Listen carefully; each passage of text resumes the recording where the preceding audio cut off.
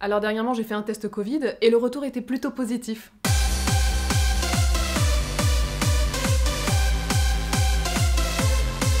Oui, bon bah je l'ai eu quoi. Alors au niveau des symptômes, je m'en suis vraiment bien sortie parce que je sais que ça peut être 1000 fois plus violent. En gros, j'ai été très fatiguée pendant 2 semaines sans raison et j'avais l'impression d'avoir la tête sous l'eau. C'est comme si j'avais une gueule de bois qui dure très longtemps mais sans avoir fait la fête avant. Une arnaque quoi. Du coup j'ai essayé d'apporter un petit peu de logique à tout ça en faisant semblant de me mettre des cuites tous les soirs. Wouh! Ce soir c'est open bar au cas!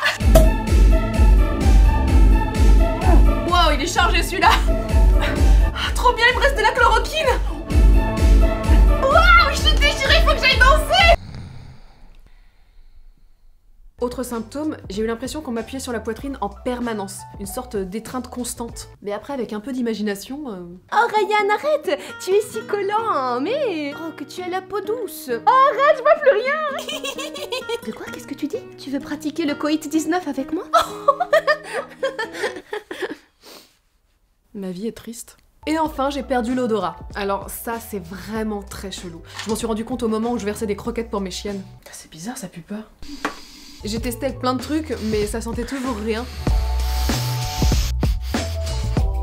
Et le test ultime, les chaussures de foot de mon meilleur pote. Sérieusement, en 8 ans, elles ont jamais été lavées.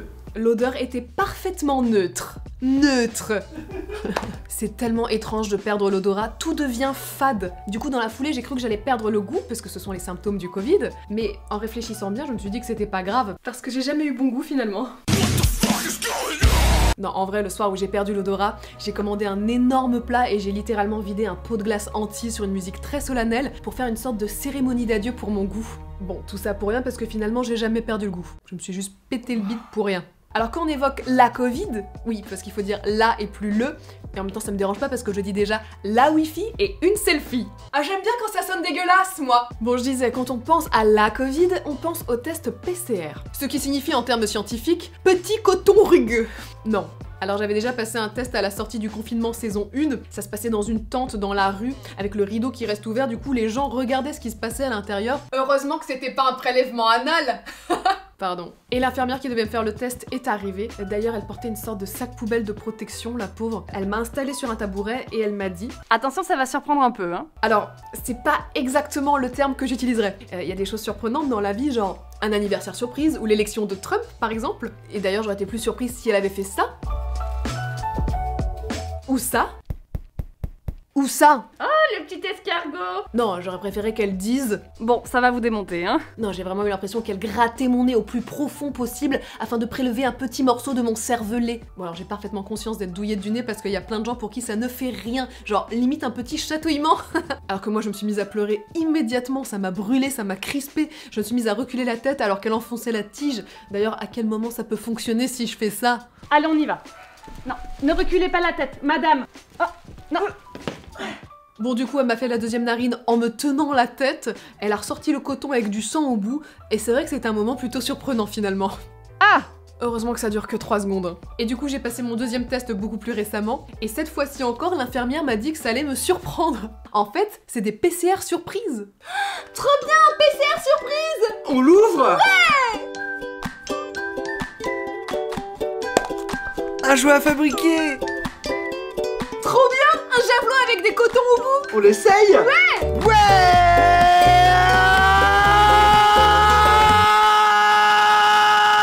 J'ai reçu mes résultats le lendemain, et cette fois-ci, le test était positif. Je suis pas sortie pendant 2 semaines, mais j'ai des potes adorables qui sont passés me donner des bonbons, des gâteaux et même des fleurs qui me déposaient sur le pas de la porte. Alors on n'avait pas le droit de se toucher et ils pouvaient pas rentrer dans mon temple, du coup j'avais limite l'impression d'être une sorte de déesse à qui on dépose des offrandes. Franchement j'aurais dû faire des ouvertures de portes beaucoup plus théâtrales, hein.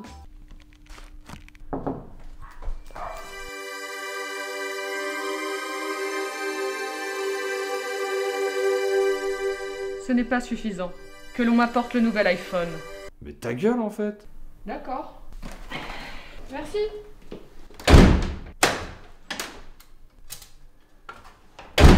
Bon, les livreurs, quant à eux, je leur demandais de laisser les colis dans l'ascenseur, mais il y avait toujours un petit moment nul où je devais leur expliquer à l'interphone pourquoi c'était préférable de pas monter. Oui, non, parce qu'en fait, j'ai le Covid. J'ai pas entendu. Je suis Covidée, je possède Ça coupe. le Covid-19.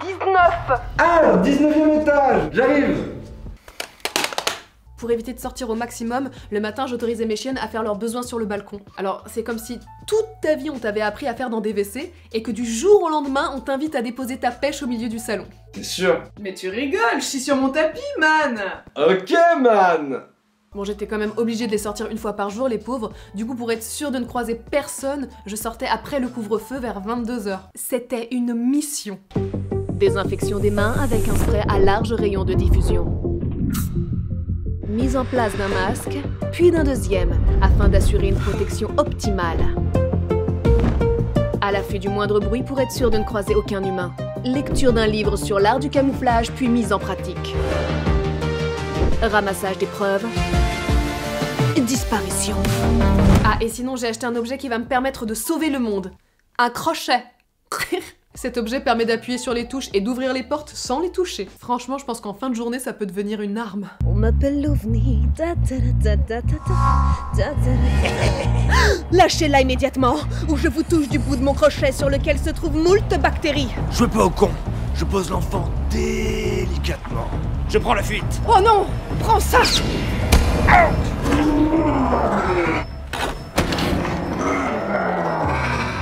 Voler, c'est mal. Oh la connasse. Elle m'a tiré dans le dos. Viens, ma fifille.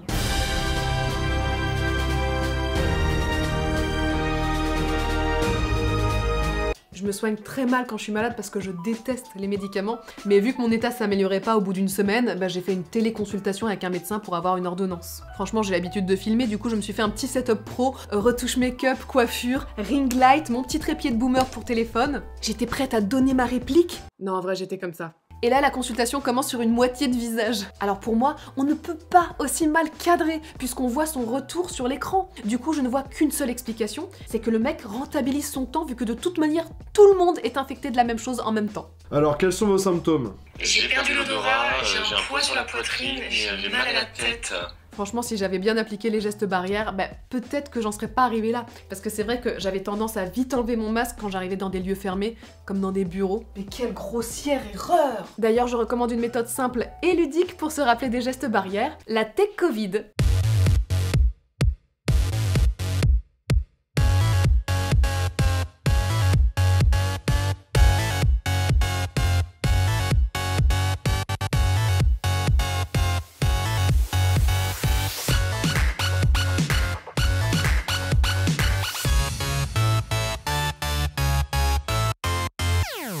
Je pense aussi qu'on pourrait tous revoir nos styles en ces temps de pandémie pour se protéger et lancer une pandémode. Pour la saison automne-hiver 2020, Pandémode présente les gants manucurés ultra pop, le sac à masque, le chapeau gel pour en avoir toujours à portée de main, la visière perlée chic et choc, la combinaison imperméable et les crocs compensés. Avec Pandémode, les bactéries peuvent aller se rhabiller. Évidemment, j'ai écrit un article sur Pandémode et la Tech Covid pour Icône 2, qui devait à la base sortir le 27 novembre, mais du coup avec cette histoire de confinement, je pense que ça sera décalé. Bon, j'espère que de votre côté ça va, que vous gardez le moral, c'est le plus important. Et pour tous ceux qui sont touchés par cette saleté de virus, j'espère que vous allez vite vous rétablir. Que la force soit avec vous.